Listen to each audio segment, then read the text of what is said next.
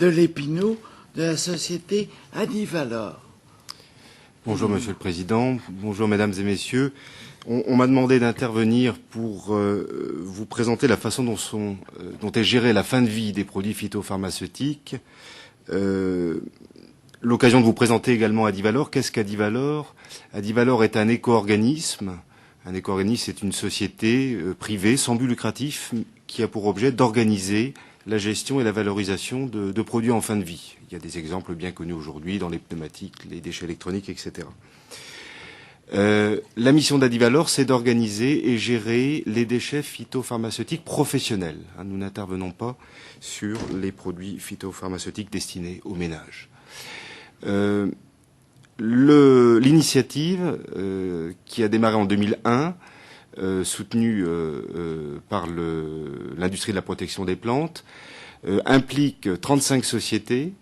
Donc la plupart des sociétés qui mettent aujourd'hui en marché des produits phytopharmaceutiques en France, 1000 distributeurs, la quasi-totalité des distributeurs de produits phytopharmaceutiques professionnels, et 350 000 entreprises utilisant des produits, c'est l'estimation que nous avons pu faire, utilisation de produits, entreprises utilisant des produits phytopharmaceutiques professionnels. Deux problématiques à gérer sur la fin de vie des produits, les emballages et les produits non utilisables. Dans notre jargon, les EVPP et les PPNU, vous verrez ces abréviations tout au long de la présentation. Diapositive suivante. La démarche se veut interprofessionnelle, elle engage tous les acteurs et pour preuve, la composition de l'actionnariat de l'éco-organisme Adivalor qui intègre à la fois l'industrie, l'UIPP, l'UPJ pour la partie espace vert professionnel, mais également les organisations représentant la coopération agricole, le négoce agricole et également les agriculteurs via la FNSEA et l'Assemblée permanente des chambres d'agriculture. Notre initiative est volontaire, c'est une originalité, soutenue par les pouvoirs publics. Nous avons signé en 2003 un accord cadre avec le ministère de l'écologie et du développement durable. Et nous avons un certain nombre de conventions de collaboration, des conventions financières, en particulier avec les agences de l'eau et l'ADEME. Nous avons pu bénéficier sur des opérations de déstockage, d'aide des collectivités territoriales et de l'Europe. Les chiffres clés qu'il faut avoir en tête, aujourd'hui notre filière, la filière qui a été mise en place, est connue et reconnue par plus de 90% des exploitants agricoles. Le CES a mené en 2006 une enquête structure qui a permis de préciser cette évaluation. Donc la quasi-totalité des agriculteurs aujourd'hui sait comment gérer la fin de vie de ces produits et à qui s'adresser. Nous évaluons le nombre d'agriculteurs qui apportent leurs déchets à 170 000, donc ça n'est pas la totalité, j'y reviendrai. Tous les produits ne passent pas via la filière Adivalor. Nous récupérons, en 2008, nous avons récupéré 64% des emballages vides. Nous avons récupéré 9600 tonnes de produits non utilisables depuis 2001. Et nous estimons qu'aujourd'hui, 90% des stocks historiques ont été éliminés. Donc tout ce qui s'est accumulé depuis une cinquantaine d'années,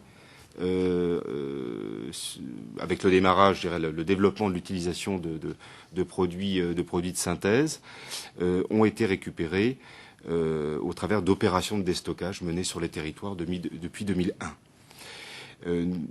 Nos estimations indiquent qu'aujourd'hui, moins de 20% des exploitations détiennent encore des produits non utilisables. Alors je rappelle qu'un produit non utilisable, c'est soit un produit qui n'est plus utilisable du fait de ses caractéristiques physico-chimiques, produit en mauvais état, produit qui a gelé, qui a pris en masse, etc.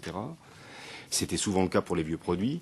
Soit c'est un produit qui n'a plus d'AMM, donc qui a été retiré du marché.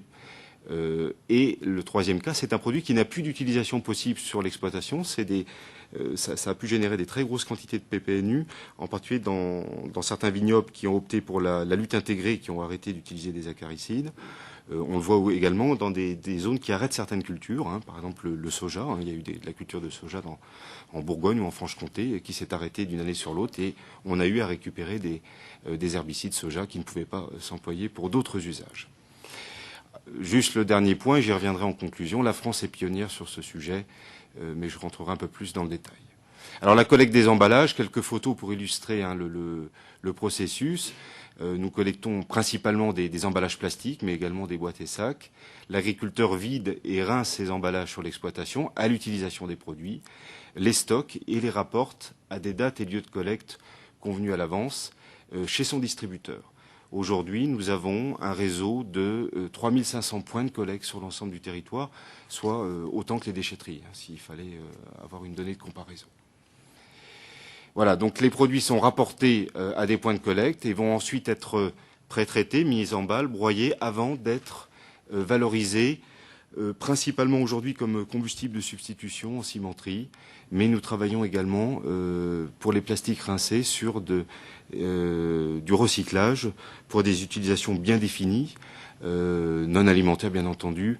Il s'agit là de gaines de câbles électriques, de palettes ou de mandrins pour les industriels pour supporter des rouleaux de film plastique.